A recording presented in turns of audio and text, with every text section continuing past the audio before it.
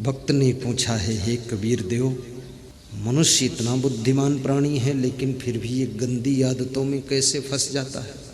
कहीं ये बीड़ी पीता है, कहीं सिगरेट पीता है, कहीं पुड़िया खाता है, कहीं आलस्य की आदत बना लेता है और कभी कभी ये झूठ बोलने की आदत। एक आदमी अनेक आदत का शिकार हो जाता है, ऐसा कैसे होता है? तो कबीर ने तीनों प्रश्नों का उत्तर एक ही दिया। क्या? एक उत्तर है, हरि बीनु भर्म बिगुरु चनि गंदा, बिगुरु चनि गंदा। हरि बीनु, जब तक हरि का बोध नहीं है, हरि यानी आत्मा, आत्म ज्ञान के बिना भ्रम भी नहीं कटेगा, उलझन भी नहीं मिटेगी और गंदी आदत भी नहीं छूटेगी। अगर ये चीजें हैं, उलझन भी है, टेंशन भी है, गंदी आदतों के शिकार तुम हो, तो इसका अर्थ सिर्फ इतना है, भ्रम में तुम पड़े हो। तो व्याख्या इतनी ही है कि आपको आत्म ज्ञान नहीं है। यदि आत्मज्ञान हो जाए कि मैं कौन हूं, हु एम आई, तो आपका सब भ्रम कट जाएगा। अभी मैं संतों को सुबह सुबह जड़ चेतन निर्णय पढ़ा रहा हूं, आत्मज्ञान ही पढ़ा रहा हूं। 10 दिन हो गए, अभी और 25-30 दिन पढ़ाऊंगा, लंबा कोर्स है। उसको बारीकी से काट कर छांट कर बता रहा हूं आत्मज्ञान क्या चीज है। आत्मा वह तत्व है जिसका ना तो कभी जन्म होता है, ना तो कभी मरण होता है, ना तो जिसमें कोई रोग होता है और ना तो उसमें भोग होता है। और आत्मा ना तो किसी का रिश्तेदार बनता है, और आत्मा ना तो किसी का दोस्त होता है, ना दुश्मन होता है। और आत्मा को मारा नहीं जा सकता है, काटा नहीं जा सकता है। आत्मा शरीर को बदलता है, आत्मा वही रहता है। और शरीर को ऐसे चेंज करता है जैसे वाशांसि जीर्णानि यथा विहाय नवानि गृह्णाति नरोपराणि तथा शरीराणि विहाय जीर्णानि अन्यानि संयाति नवानि देहि। जैसे मनुष्य पुराने वस्त्रों को बदलकर नए वस्त्र धारण करता है, ऐसे आत्मा एक शरीर को त्याग करके दूसरा नया शरीर धारण करता है। आत्मा वही रहता है।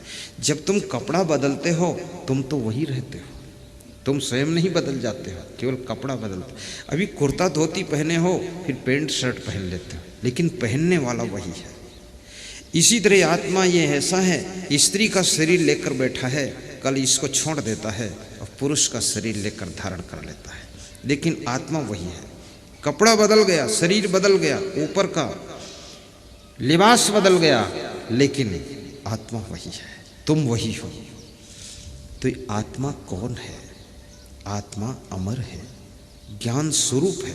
जैसे आपके शरीर में आंख रहती है, लेकिन आत्मा नहीं है, तो आंख देखकर कुछ नहीं बता सकती ये क्या है। आंख खुला है, खोपड़ी है, पर वो सोच नहीं सकती। आत्मा पंछी के उड़ जाने के बाद, चले जाने के बाद, हाथ है पर वो काम नहीं कर सकते, पैर है वो काम नहीं कर सकता। इस पूरे शरीर का ड्राइवर, संचालक, इसका मालिक ये आत्मा है। मन का भी मालिक आत्मा है। ये आत्मा जब तुमको ज्ञान हो जाता, मैं आत्मा हूँ, मैं चेतन हूँ, मैं जीव हूँ, मैं दृष्टा हूँ, मैं साक्षी हूँ, तब तुम मन को बस में करना सीखते हो। तुम मन के मालिक हो। मन से जो सोचना चाहो वो मन सोचेगा। मन तुम्हारा मालिक नहीं है, तुम मन के मालिक हो। लेकिन जब तुम्हारा मन तुम्हारे ही बस में नहीं रह जाता है, तब तुम कीड़े मकोड़े की जैसी जिंदगी जीते हो। जब मन तुम्हारे बस में रहता है, तब तुम महान पुरुषों की जिंदगी जीते हो। जब इंद्रियां भी बस में हो जाती हैं, तब तुम ऐसे पवित्र आत्मा जैसी जिंदगी जीते हो। और जब तुम्हारी वासना भी निर्मूल हो जाती है, तो तुम पुनः जन्म भी नहीं लेते हो, संसार में मुक्त हो जाते हो और जन्म मरण से तुम्हारा छुटकारा हो जाता है, मोक्ष की प्राप्ति होती है। जियत न तरे मुए का तरी हो जियत ही जो न तरे। कबीर साहब कहते हैं जीते जी नहीं तर सके तो मरने के बाद क्या तरोगे। जीवन में ही आपको पार होना है। किससे पार होना है, किससे तरना है। ये छोटी छोटी आदतों से भी तर जाना है, पार हो जाना है। अपने गलत स्वभाव से पार होना है और काम क्रोध लोभ मोह अहंकार से पार होना है। यही चीजें तो बंधन है, यही तो डुबाती हैं, यही तो भवसागर है। और कौन भवसागर है। अभी मैं देखता हूँ किसी के यहाँ कोई की मृत्यु होती है, वो 10वां होता है, 13ही होता है, सब होता है। कोई पंडित जी आते हैं तो उनको बछिया पुजाई जाती है। तो बछिया जो देते हैं ना, गाय की बछिया, तो कहते हैं कि ये बछिया जो है बैतरणी नदी पार करने में पिताजी की आत्मा को मदद करेगी। इसकी पूंछ पकड़ करके जो आदमी मर गया है ना, वो बैतरणी नदी पार कर जाएगा। और बछिया भी इतनी चालाकी से दान दी गई है कि सबसे कमज़ोर बछिया है। वो बछिया खुद ही नहीं चल पाती है, जब चलती है तो उसकी टांग में टांग लड़ती है। 200-250 रुपये की बछिया है। अब पंडित जी भी ले लेते हैं, क्या करें। पंडित जी भी सोचते हैं भागे भूत की लंगोटी भली, जो मिल गया वही सही। ये भी तो मिलने वाली नहीं है।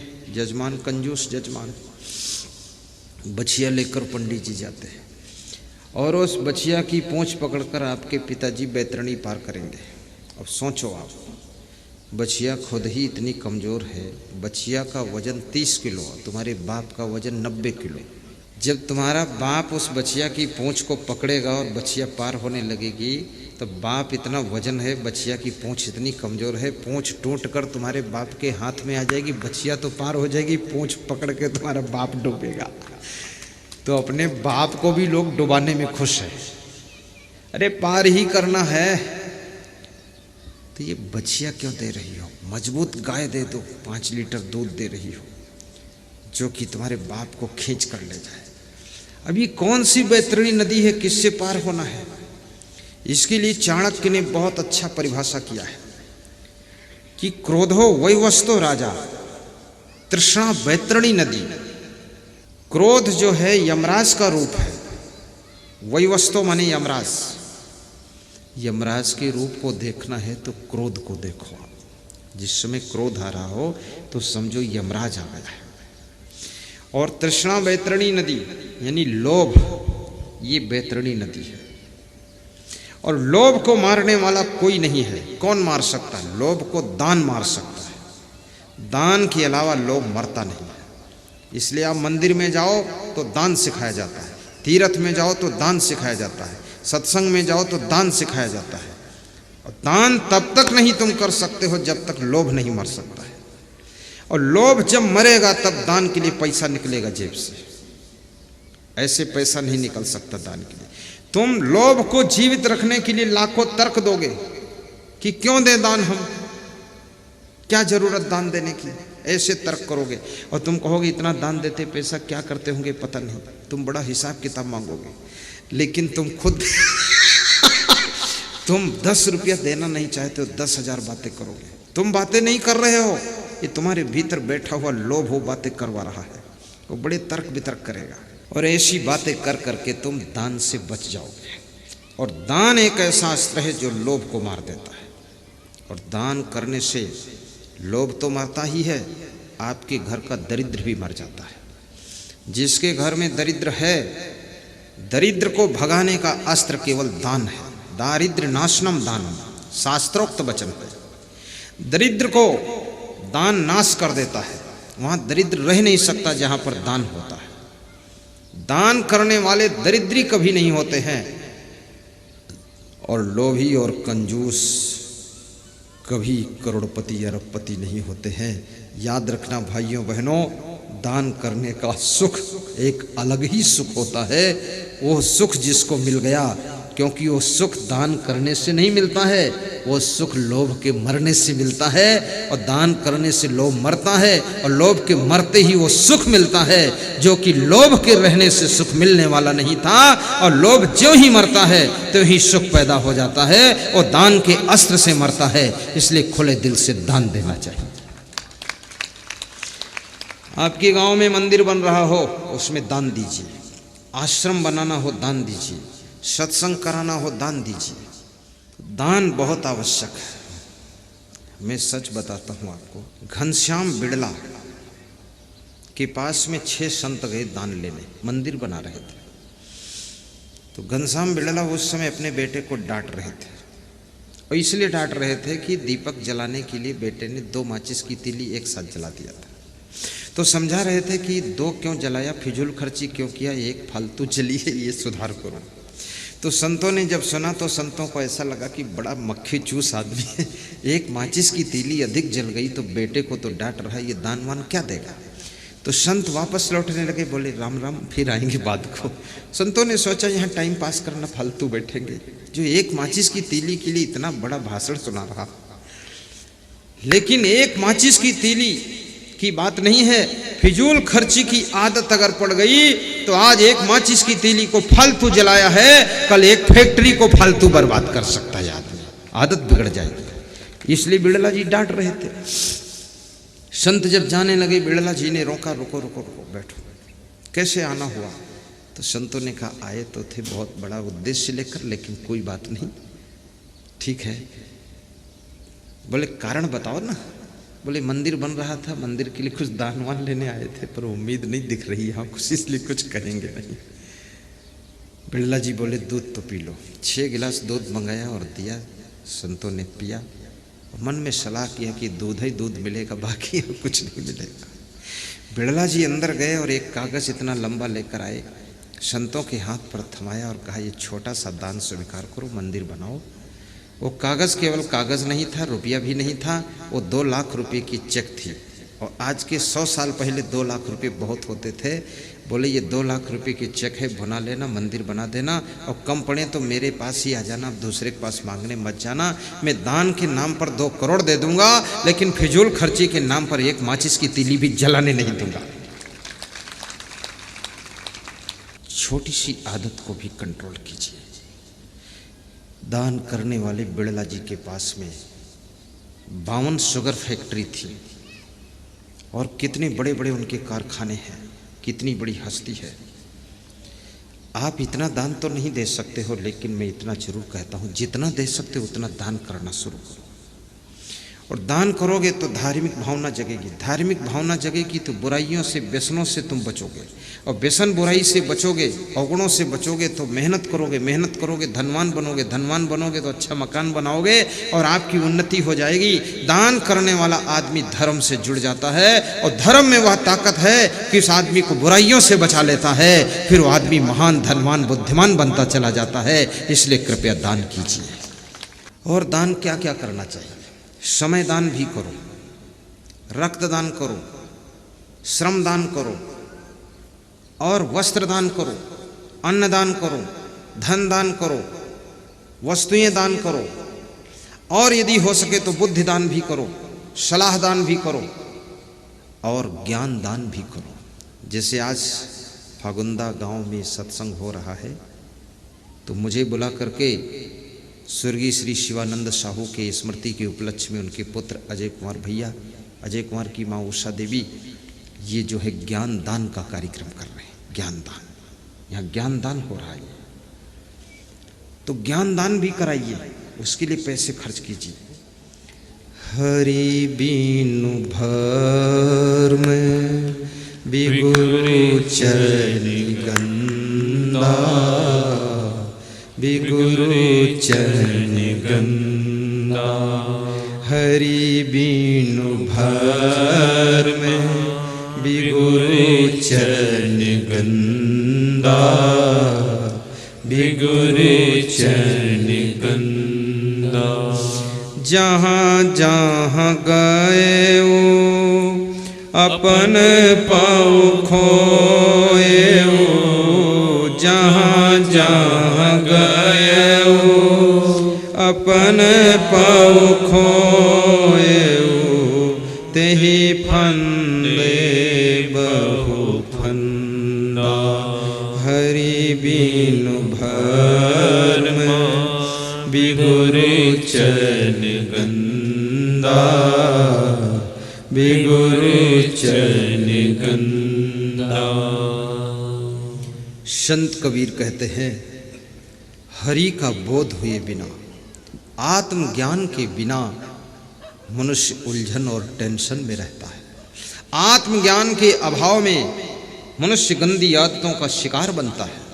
आत्मज्ञान के अभाव में मनुष्य भ्रम में पड़ा रहता है। इसलिए आत्मज्ञान प्राप्त करो, हरि रूप आत्मा को पहचानो।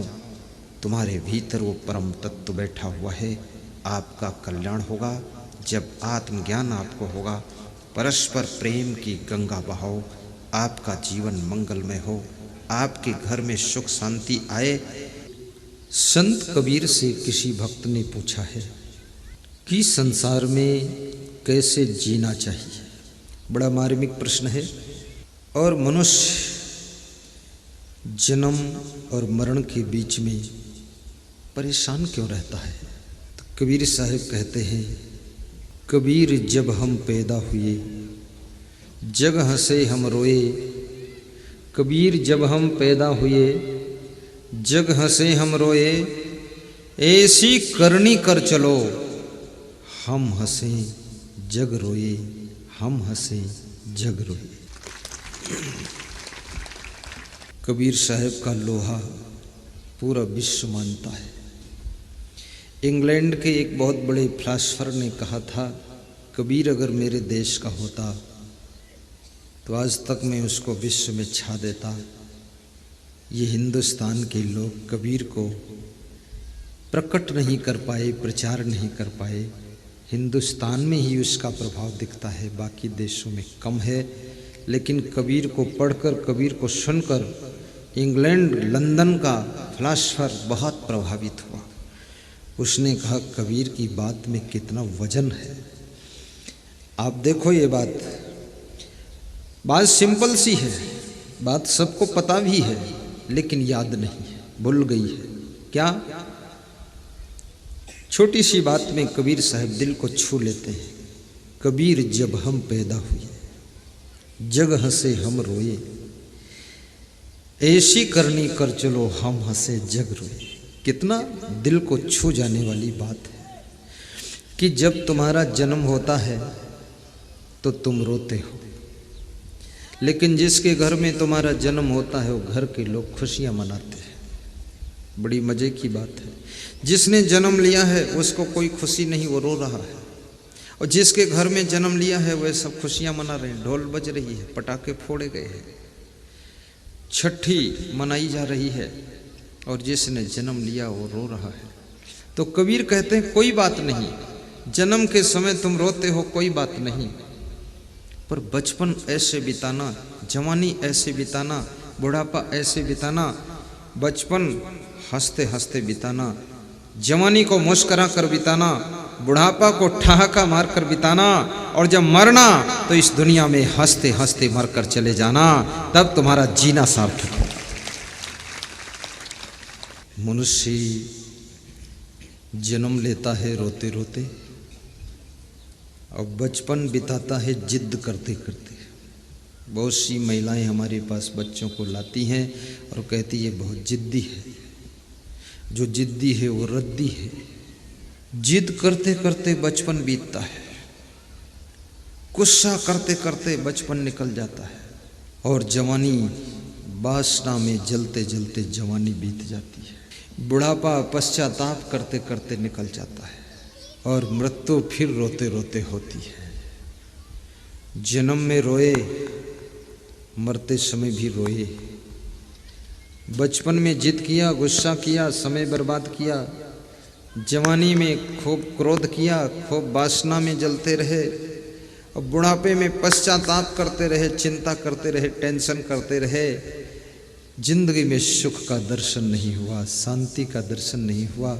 इतनी अनमोल जिंदगी मिली थी, वो अनमोल जिंदगी मूल्यवान चीज़ों के लिए खो दिया। जिस जिंदगी का कोई मूल्य नहीं था, अमूल्य थी, कोई कीमत देकर जो जिंदगी मिल नहीं सकती थी, वो जिंदगी छोटी छोटी चीज़ों के लिए हम खो देते हैं।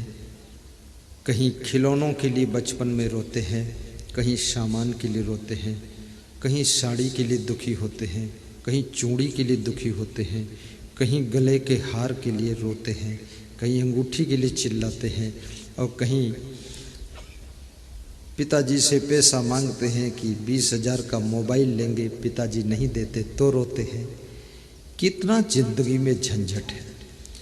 कबीर कहते हैं अगर संतोष कर लो, विवेक कर लो, तो सारा दुख मिट सकता है। बचपन ऊर्जावान अवस्था है, बचपन कोरा कागज है, बचपन प्लेन पेपर है, बचपन ऐसे है मानकर चलो तुम जैसे कोई खाली खेत पड़ा है, कोई भी बीज डाल दो उसमें उगेगा।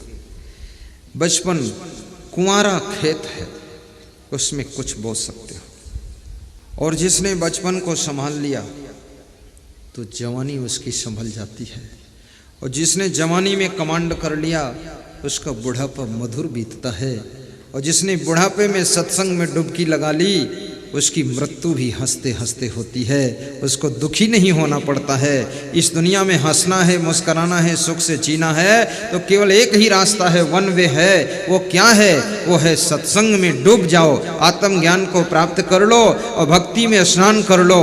आपकी हंसी खुशी सदैव बनी रहेगी, कभी भी गायब नहीं होगी। 30 वर्ष पहले जो लोग मुझको मिले थे तो इस वर्ष मिले तो कहने लगे आपको जैसा पहले देखा था वैसा अब भी हंसते हो, मुस्कुराते हो, कोई दुख आया नहीं अभी तक क्या? मैंने कहा दुख को दूर करने की हमारे पास में केमिस्ट्री है, मेडिकल स्टोर है, ऐसे ऐसे इंजेक्शन है कि दुख लाख कोस दूर भागता है। दुख कैसे आएगा? आना तो चाहता है पर जंत्र मंत्र कर देता हूँ, दुख दूर हो जाता है। बोले मुझे भी सिखा दो। हमने कहा तुम कभी नहीं सीख पाओगे। बोले अभी भी वैसे ही आप दौड़ कर चल देते हैं, बैठ लेते हैं गाड़ी में कूद करके। मैंने कहा जो आदमी अपने शरीर को केयर नहीं कर सकता है, जो मन को संभाल नहीं सकता है, इंद्रियों को जो कंट्रोल नहीं कर सकता है, जो आदमी आत्मा के ज्ञान को प्राप्त नहीं कर सकता है, वो जिंदगी में कभी सुखी नहीं हो सकता है। भाइयों बहनों, जिंदगी की पहली चुनौती है अपने शरीर को ठीक से संभालो, शरीर के स्वास्थ्य को संभालो, और शरीर को क्या खिलाना है, क्या पिलाना है, कब सुलाना है, कितना सुलाना है, कब जगाना है, और इससे क्या क्या काम लेना है। आज मैं छत के ऊपर दौड़ रहा था तो बहुत से लोग यहाँ फील्ड से देख रहे थे, गुरुजी दौड़ रहे हैं। तो मैं दौड़ता था और तेज चलता था। देर हो रही थी मुझको, लेकिन उतने राउंड करने थे। क्यों दौड़ता हूँ? मैं तो आपसे भी कहूँगा दौड़ दौड़ कर काम करो, कभी बूढ़े नहीं होके चलती। महिलाओं से कहूँगा दौड़ कर सीढ़ियों पर चढ़ जाओ, कभी बुढ़ापा नहीं आएगा। दौड़ कर बर्तन मांजो, दौड़ कर झाड़ू लगाओ, दौड़ कर कपड़े धो, फटाफट काम करो, झटाझट स्नान करो और सब काम रेडी करो, और आलस्य कभी मत करो। हमेशा जवान बने रहोगे, कभी बुढ़ापा निकट आने वाला नहीं। कितने लोगों को मैं जवानी में देखता हूँ ऐसा झुके झुके चलते हैं, लगता है अभी बूढ़े हो गए। टेढ़े टेढ़े चलते हैं। सीधे भी चलो, थोड़ा मस्त मौला भी रहो। इस दुनिया में न सम्मान की ख्वाहिश रखो, न अभिमान की अंदर जगह रखो, और न अपमान की चोट से घायल हो।